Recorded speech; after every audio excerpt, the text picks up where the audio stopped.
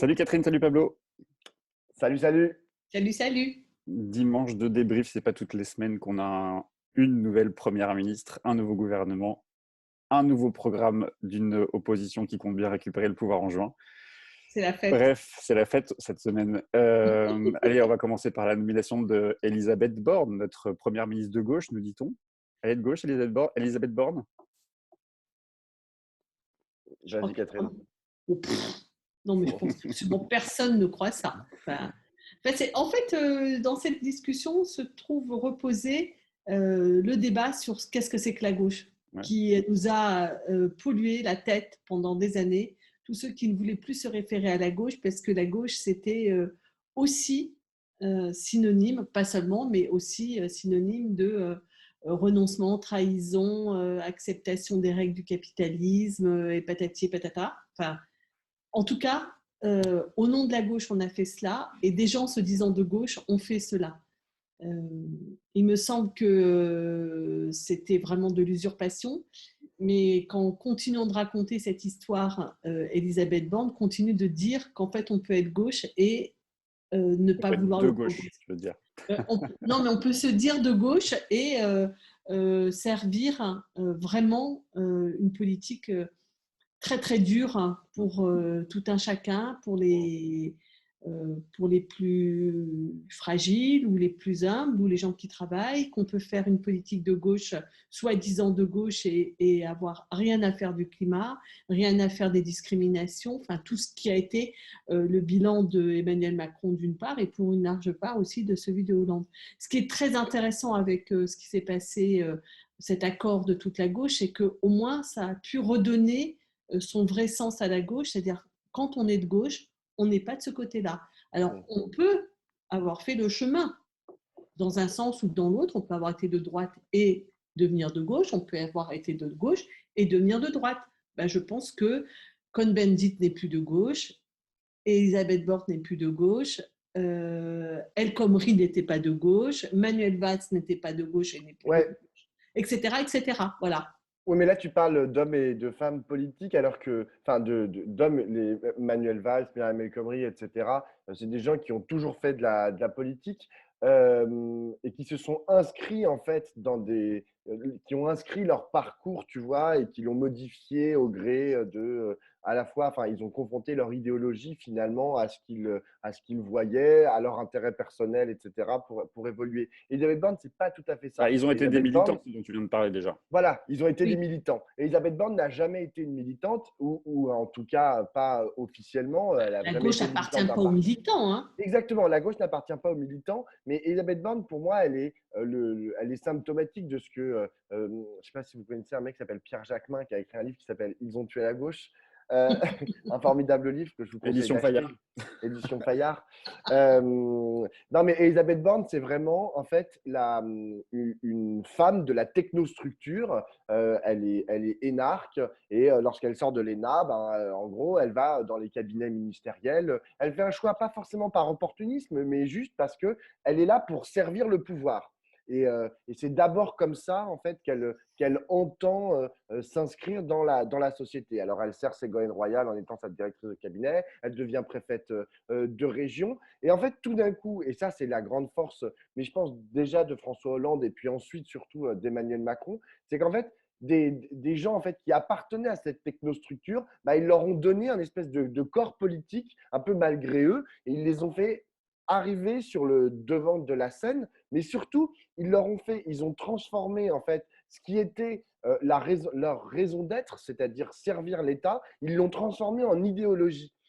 Je ne dis pas que son idéologie, c'est de servir l'État, mais je dis juste que tout ce qu'elle a appris, tout ce qu'elle avait intégré en fait en tant qu'énarque, le néolibéralisme et tout ce que tu as raconté, Catherine, qui était, à mon avis, qui est au cœur de son apprentissage de haute fonctionnaire et de haute cadre de la fonction publique, et ben ça, elle l'a balancé en fait dans la politique. Et aujourd'hui, c'est ce qu'elle incarne en fait. Elle incarne quelque chose qui est finalement très très proche de ce qu'incarnait Emmanuel Macron en 2017 ou lorsqu'il a été nommé ministre de l'économie et des finances. Alors, Elle a un petit inconvénient par ailleurs, Elisabeth Borne, c'est que son nom est attaché à des réformes vraiment détestables dont la dernière en date, celle sur l'assurance chômage, qui, à mon avis, va lui faire beaucoup de difficultés pour mettre en œuvre sa réforme sur les retraites. Parce qu'elle a promu une réforme sur le chômage qui réduit la durée d'indemnisation et qui réduit le montant des indemnités. Ce qui veut dire que quand on va aller vers la réforme des retraites, les gens qui aujourd'hui se voient, pour la majorité d'entre eux, interrompre leur activité autour de 60 ans, ils ont 5 ans devant eux avant d'avoir droit à la retraite, et les 5 ans, ils ne sont pas du tout couverts par l'assurance chômage. Ça veut dire que dans les 5 ans, c'est-à-dire tous ces gens anticipent qu'ils vont être au RSA au moment de la prise de la retraite. Ça veut dire qu'on est dans une situation où les réformes qui ont déjà été portées et actées par Elisabeth Borne montrent la gravité, le caractère inhumain de ce qu'on est en train de proposer, d'imposer, enfin ce qu'ils vont tenter d'imposer au pays. À mon avis, bonne chance. Ouais, alors il y a Elisabeth Borne et puis il y a les symboles qui ont été envoyés. Alors je sais que la politique ce n'est pas que des symboles, mais quelle lecture vous faites de ce nouveau gouvernement? On a le sentiment quand même que quand vous regardez les premières personnes qui se sont vues attribuer les ministères, enfin quand on regarde la hiérarchie en fait des ministères, hein, le premier c'est Bruno Le Maire à l'économie, ensuite vient, ça y est, je les ai perdus. Amélie de Enfin bref. Montchalin. Non, oui, non, ça arrive plus tard dans la hiérarchie, c'est que des mecs, Ah ouais, sauf Colonna, qui est la ministre des Affaires étrangères. Sinon, Darmanin. c'est Lecornu aux armées, c'est Darmanin à l'intérieur et c'est Dupond-Moretti à la justice. Que des mecs de droite. Quand le social, visiblement, en tout cas, c'est le symbole qui veut être envoyé, que ce soit avec Olivier Dussopt qui sera en charge du travail et du plein emploi et donc de la réforme des retraites. C'est quoi la lecture que vous faites, vous, de ce nouveau gouvernement? Est-ce qu'on n'est pas un peu plus, j'ai le sentiment, en tout cas, quand je regarde cette liste, qu'il a réussi à conforter quelque chose de plus politique qu'il ne l'était lors du quinquennat précédent? Quand on regarde la gueule du gouvernement, alors on est d'accord, on n'est pas d'accord, mais je trouve qu'il est déjà plus politique, ce gouvernement. Là, moi, j'avoue que je sais pas trop ce que tu entends par plus politique. Je pense qu'il a essayé de gérer des équilibres qui étaient un peu complexes, des équilibres qui d'abord portent sur les personnalités en fait qu'il a été obligé de garder parce que sinon ils allaient rouer dans les brancards s'ils perdaient leur ministère. Je pense à Bruno Le Maire, j'imagine aussi Éric Dupond-Moretti ou Gérald Darmanin, hein, qui sont des poids lourds, pas aux mêmes endroits d'ailleurs. Moi, c'est ça qui m'intéresse aussi, c'est que dans le gouvernement, en fait, les gens que Emmanuel Macron a promu, a mis en avant. Je pense notamment, par exemple, à une personne comme Gabriel Attal.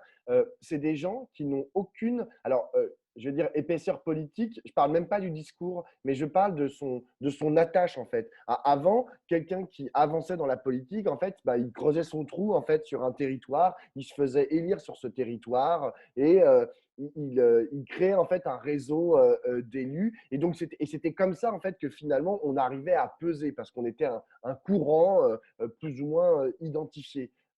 Là, Gabriel Attal, ben, il pèse absolument rien, il n'a pas de territoire. Alors, il est très populaire. C'est ça qui est paradoxal. Comme Éric Dupond-Moretti, populaire, non mais au sens de connu, hein, pas au sens de catégorie populaire. Hein. Mais c'est Ouais, des gens j'entends bien, mais je ne sais pas comment tu peux identifier que Gabriel Attal soit connu. Je non, suis pas mais sûr qu'il soit connu grand public, par peut-être, exemple.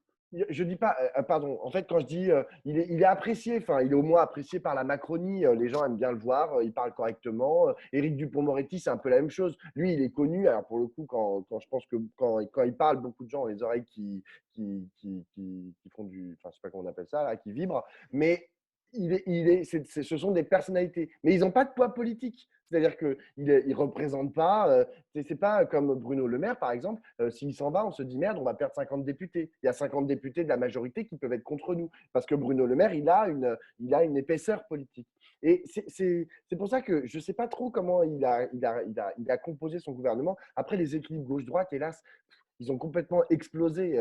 Je ne suis pas sûr que Olivier Dussopt ou Mme Bourguignon, qui a été nommée à la santé, tu vois, soient vraiment aujourd'hui des symboles en fait, de prise au Parti socialiste. Enfin, ils ne le sont plus. Ils se sont trop abîmés pendant ces 5 ans pour aujourd'hui être les représentants, à part chez les journalistes. Hier, moi, j'étais sur BFM et c'est vrai que c'était le discours qu'ils essayaient de porter. C'est-à-dire, ah bah oui, Olivier Dussopt, il vient du Parti Socialiste, mais qui sait qu'Olivier Dussopt, le ministre du Travail, vient du Parti Socialiste? Il y a ce Pour que tu beaucoup dis, d'autres, c'est un il y a ce que macroniste. tu dis, et il y a à l'inverse qu'on pourrait aussi se poser comme question, en tout cas être un peu plus étonné, c'est sur les 2 ministères qu'il a confiés à 2 femmes qui sont censées porter la transition énergétique et la planification écologique. Agnès Pannier-Runacher et Amélie de Montchalin, on ne peut pas dire qu'elles aient été véritablement identifiées sur les questions écologiques. Qu'est-ce que ça veut dire, Catherine? Ça veut dire que les écolos, ça y est, ils ont fait le point, ils ont déjà tout aspiré, ils ne peuvent plus en aspirer de nouveau pour faire croire Euh, qu'ils vont être… non, ben, je crois qu'Emmanuel Macron avait dit assez clairement quelle était son intention, c'est-à-dire que son projet écologique, c'est un projet pro-nucléaire, c'est-à-dire et pro-énergie renouvelable. Hein. Je pense qu'il va faire, en tout cas, c'est un projet sur la transition énergétique bas carbone, dans lequel il met le nucléaire en haut de la pile, et donc il a choisi des ministres qui vont faire cela. Et puis, c'est un projet d'innovation technique. Donc, en aucune façon, c'est un projet de transformation de la société. C'est-à-dire, on garde la société et on essaye de trouver des solutions pour pouvoir continuer en ayant des énergies moins polluantes et en ayant toujours le même mode de consommation.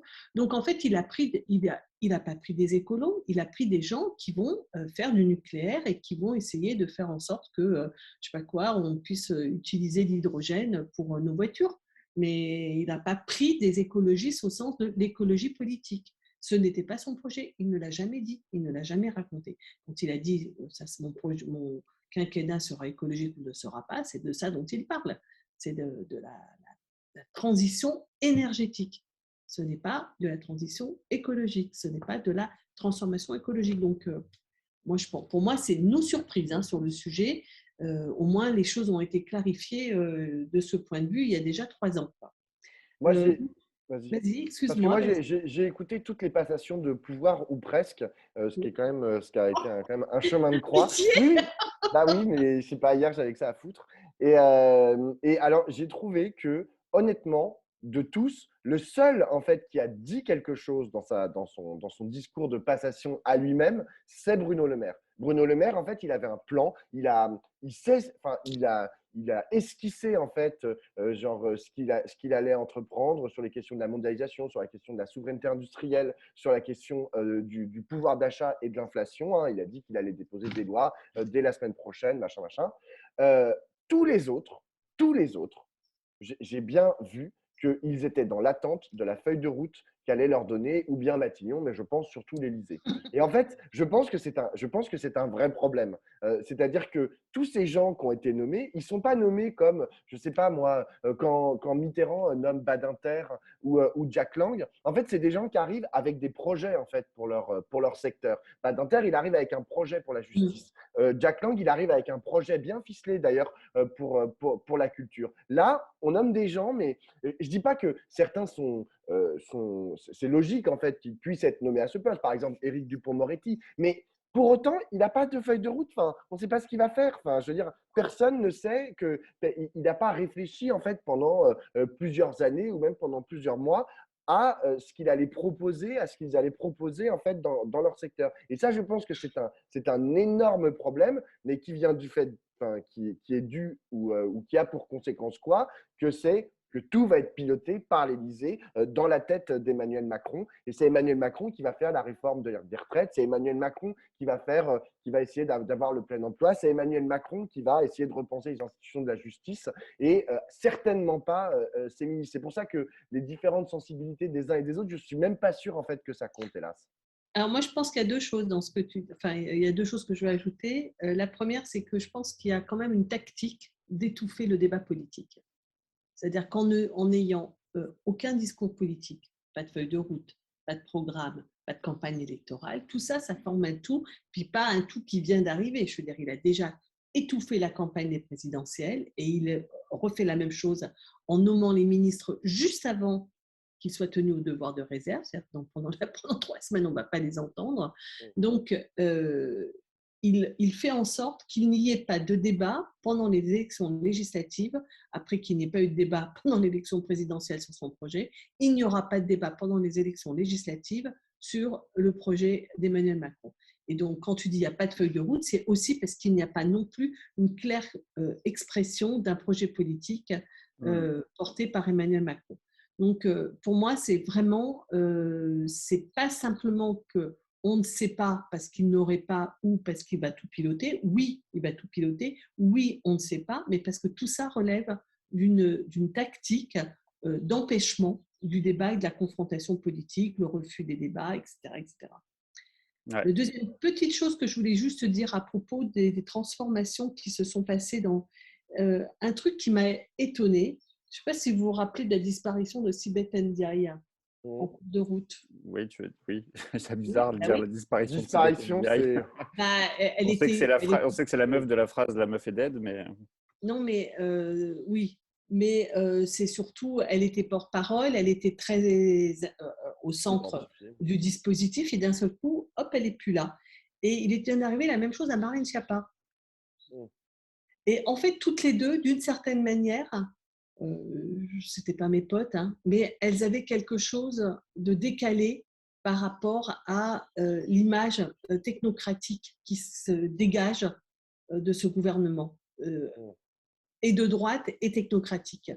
Et, et moi, voilà, je me dis, en dehors, bon, on n'a pas encore parlé de Pape Ndiaye, je pense qu'on va s'en dire deux mots, mais je me dis, au fond, dans la disparition de ces deux femmes-là, ça raconte aussi le fait que nous n'avons plus un projet politique, nous avons un projet de gestion, de mise en ordre de la France. ouais.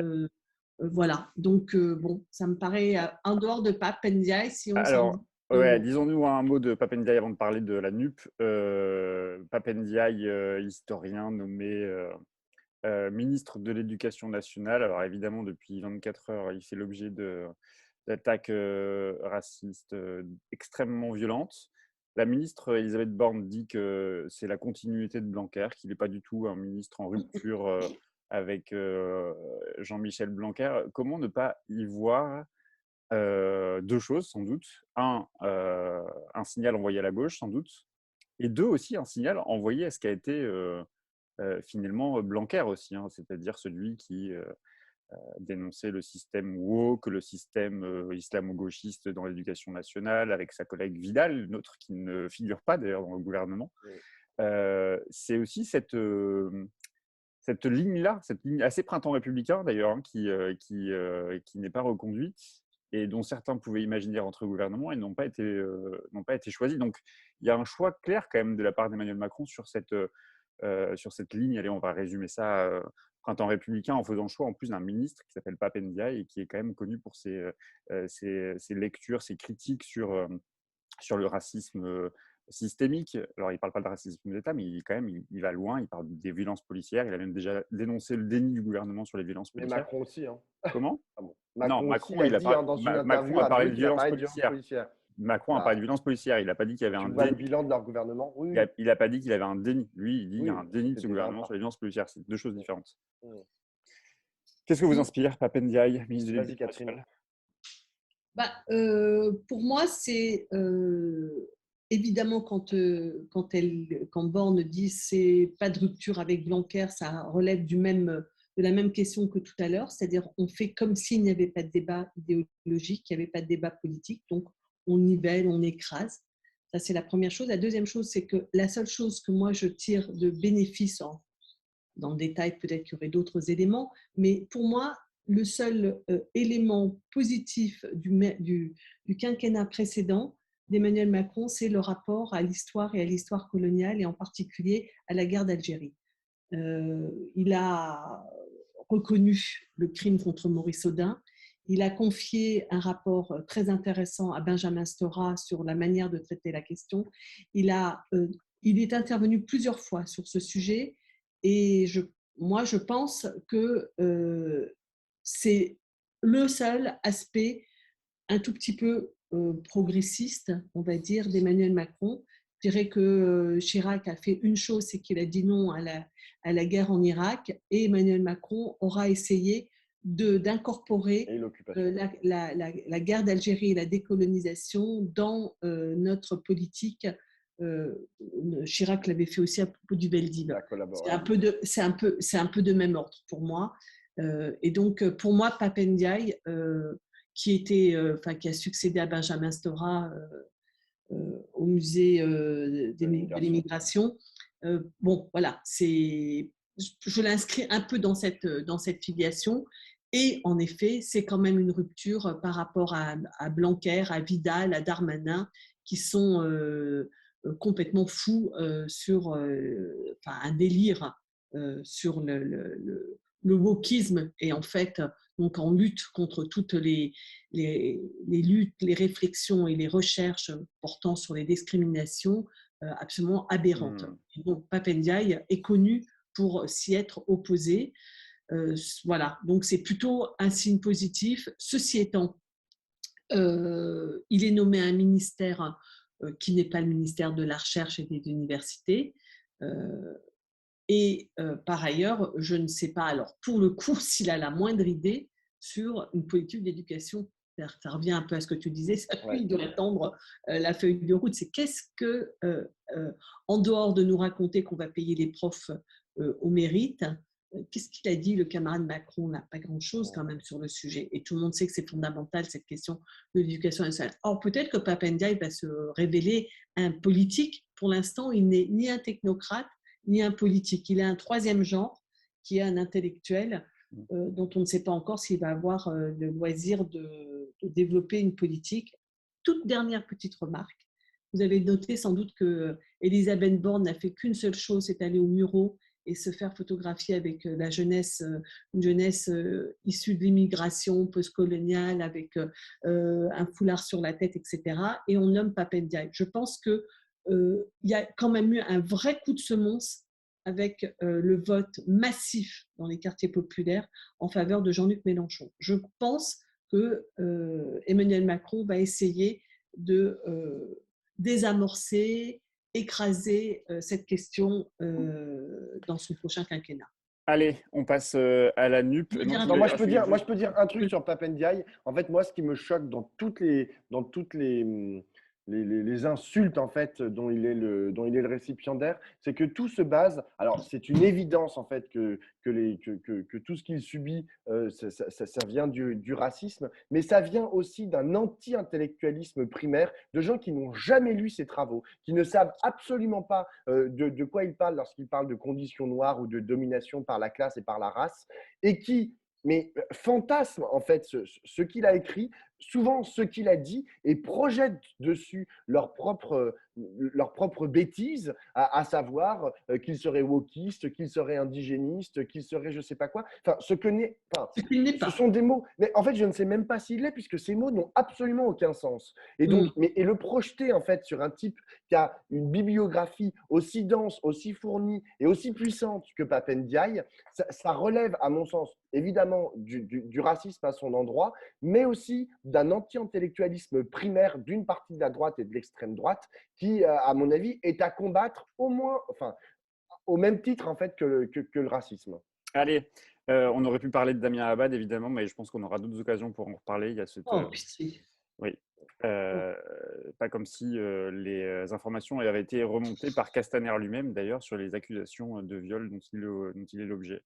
Un mot sur la NUP. La NUP présentait en conférence de presse cette semaine l'ensemble des 650 propositions. Et alors, c'était intéressant quand on regarde le document, d'ailleurs, parce que sur chacun des gros volets, que ce soit le volet institutionnel, le volet écologie, le volet démocratie, le volet justice ou n'importe quel, tous les volets, à la fin, il y a un petit topo sur les points de désaccord et sur la manière dont tout ça sera arbitré, en disant grosso modo d'ailleurs que c'est le Parlement qui arbitrera, et comme ça on redonne du pouvoir au Parlement à sa capacité de décider contre le souhait du Premier ministre si Jean-Luc Mélenchon devait être Premier ministre. C'est d'ailleurs intéressant parce que, par exemple, sur la sortie de l'OTAN, Jean-Luc Mélenchon prendrait le risque, si c'était le cas, d'être mis en minorité par ses propres partenaires alliés à la droite à l'Assemblée nationale. Bon, ceci étant, c'est intéressant, 650 propositions, personne n'en a, enfin moi j'en ai entendu parler nulle part. Je pense que la NUP on l'avait déjà dit ici, est très largement critiqué par les journalistes, les médias.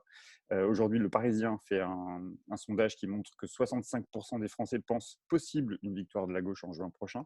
De l'autre côté, le JDD, il continue son travail de sape parce qu'il nous fait, après nous avoir fait une double page la semaine dernière contre la NUP, sans parler du projet, sans parler du côté un peu novateur de ce qu'était cette nouvelle formation politique.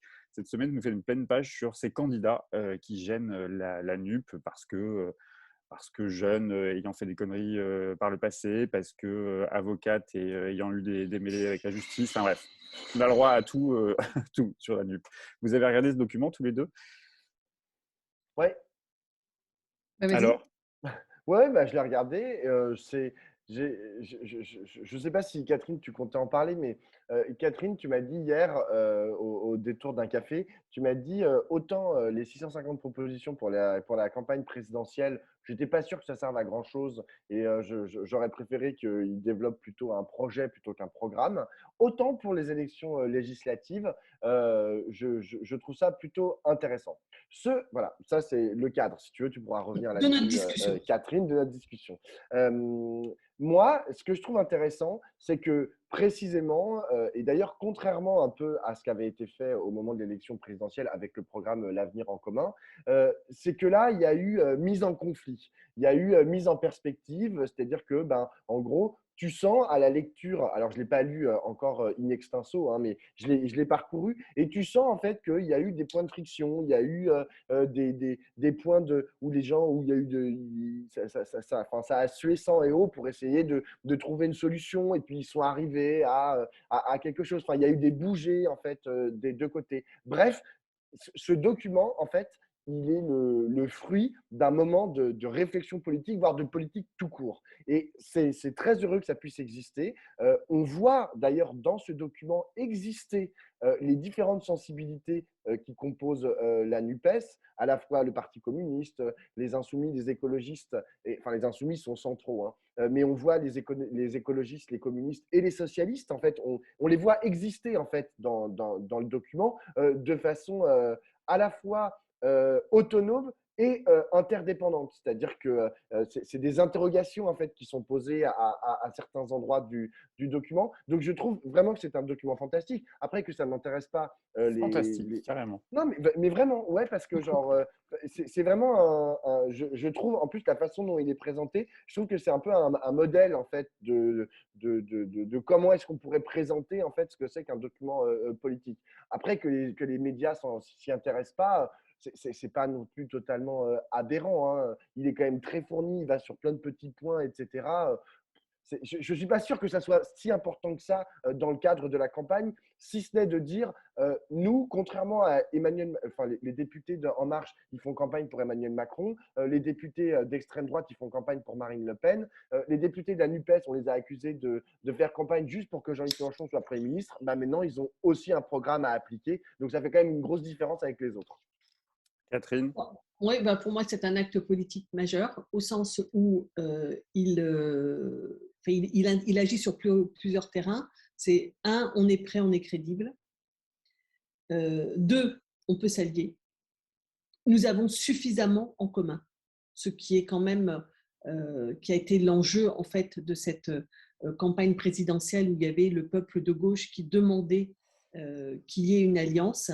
On ne va pas revenir sur les débats qui ont porté autour de cette question d'une alliance à froid ou à chaud, c'est-à-dire avant le débat politique ou en fonction d'un résultat qui a posé les bases de cette alliance, ce qui s'est produit. Donc, on est prêt, on pouvait s'allier, on avait suffisamment en commun. 3, on ne nie pas les désaccords.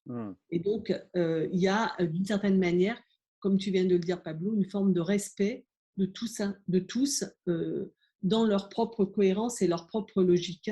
Et ça permet à tout le monde d'exister. C'est cohérent avec l'idée que chacun ait un groupe à l'Assemblée nationale et qu'il y ait un intergroupe. Tout ça, pour moi, ça fait sens, ça fait cohérence et c'est un très bon socle. Alors pourquoi je disais à Pablo, moi je pense que l'élection présidentielle d'une certaine manière, ça pose le cadre général, et qu'ensuite les élections législatives, ça rentre dans le détail, dans le concret de la mise en œuvre. Et en effet, bon, il y en a 650, c'est beaucoup, beaucoup plus que François Mitterrand qui en avait 110, mais enfin, je veux dire, c'est bien, c'est cohérent, ça, et puis c'est alléchant quand on le lit, hein, c'est quand Ouais. même… Ouais, je suis d'accord. Moi, je trouvais que je me suis dit, bon, Ça a de la quand gueule. on est ça a de la gueule, et quand on est dans ce stade-là, voilà. Alors, du coup, ça fait que c'est les seuls qui ont quelque chose à raconter en ce moment. Macron, il ne parle pas, il interdit à ses ministres de parler puisqu'il les nomme au moment où ils ne doivent plus parler. Oui, ils ne doivent plus parler, oui, parce que demain, c'est la réserve politique. Voilà, la réserve pour les ministres. Le RN, bon, ils sont tout à fait empêtrés dans leur contradiction, c'est-à-dire de ne pas revendiquer la première place, Et leur parce qu'ils nullité. savent qu'ils ne peuvent pas l'avoir, et donc du coup, ils n'ont pas grand-chose non plus à raconter. Donc du coup, je trouve que ça donne oui, ça c'est vrai qu'on a vu quelques candidats, oui, c'était un peu dur Arthur, hein, mais bon, en tout cas, je comprends qu'on se dit dans tout ça, c'est vrai que 50%, 80% du temps d'antenne a été consacré à la gauche, comme on ne l'avait plus entendu pendant l'élection présidentielle. Enfin, je veux dire, voilà, il y a une place donnée à la gauche qui est exceptionnelle et qui crédibilise la possibilité d'une victoire. Bon, il y a tous les calculs scientifiques savants qui nous disent qu'il y aura une décorrélation entre le résultat du premier tour, c'est-à-dire le vote politique, et le résultat du deuxième tour, c'est-à-dire le nombre de députés qui seront élus. Ça, on verra. Mais en tout cas, même si jamais cela advenait, le fait qu'au premier tour, les candidats de la NUP puissent être en tête, ça sera extrêmement important pour la suite de l'histoire. C'est-à-dire que le projet d'Emmanuel Macron n'est décidément pas validé par les électeurs. Eh bien, on verra tout ça. D'autant plus qu'il y a quand même la petite polémique. La France Insoumise est en train de… Enfin, la NUP d'ailleurs est en train de déposer un recours au Conseil d'État sur la dénomination, parce qu'au soir du premier tour, il pourrait y avoir un décompte effectivement parti par parti et non pas NUP, ce qui pourrait effectivement mettre la force première à Emmanuel Macron. On verra ce que ça donnera. C'est une question symbolique qui peut sembler marginale, mais en fait, c'est quand même un peu incroyable cette histoire. Qu'ils ont réussi ils totalisent toutes les formations de la majorité présidentielle en un seul, et toutes les formations qui se sont mis d'accord sur un… Bon, mais ça sera dit et redit par… Les médias les médias diront la NUPES et ils feront moi je pense pas les ordres de Darmanin. Ça ne suffira pas. Je veux dire, on peut toujours essayer de mettre la poussière sous le tapis.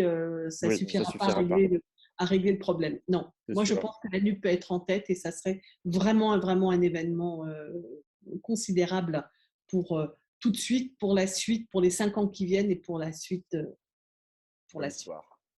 Allez, Ciao. bon dimanche à vous. Ciao, ciao.